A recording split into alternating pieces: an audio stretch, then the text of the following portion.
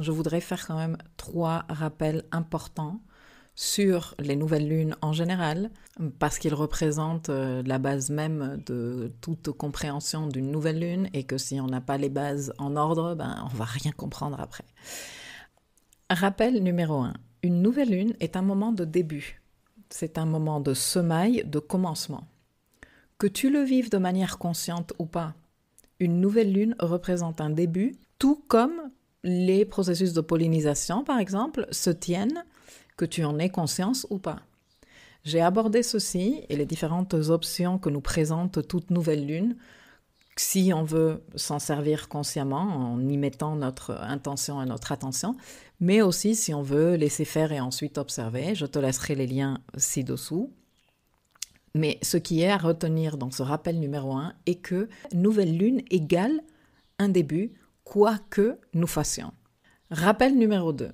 Ce qui démarre lors de la nouvelle lune a un ADN très particulier et propre à cette lunaison.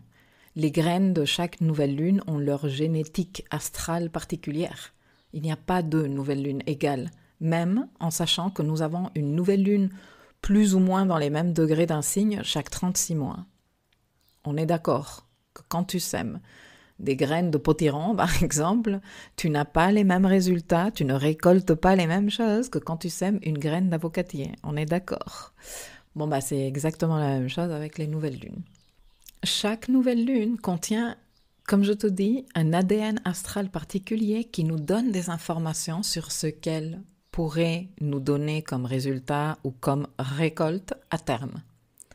Maintenant, comment connaître l'ADN de chaque lunaison ? En s'intéressant au thème du moment où se perfectionne l'événement lunaire. Il y a un moment où Soleil et Lune font leur conjonction, et là, nous dressons un thème, et là sont inscrits les codes qui vont nous servir à comprendre quelle est la nature de cette lunaison.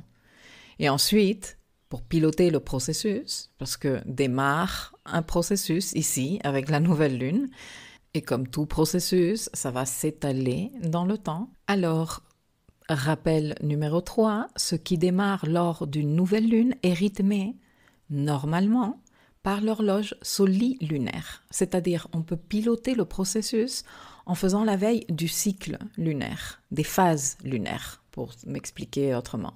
Le cycle lunaire peut être étudié à différents niveaux. Nous avons le niveau débutant, c'est-à-dire un cycle sur un mois, nouvelle lune, premier quartier, pleine lune, dernier quartier, et puis c'est tout, c'est terminé, ça c'est le cycle vraiment débutant. Le cycle niveau intermédiaire, un cycle sur un an, divisé en 2 grandes phases, de la nouvelle lune à la pleine lune, qui dure 6 mois, et puis de la pleine lune à la nouvelle lune suivante, qui dure encore 6 mois. Et puis nous avons le niveau avancé, beaucoup plus sérieux, beaucoup plus réel, beaucoup plus efficace quand on veut se servir de la lune et des cycles solilunaires pour matérialiser, qui est le cycle lunaire à 36 mois que j'ai déjà expliqué, mais vraiment en super détail dans la leçon sur le cycle métonique lunaire, dont je te laisserai également le lien ci-dessous.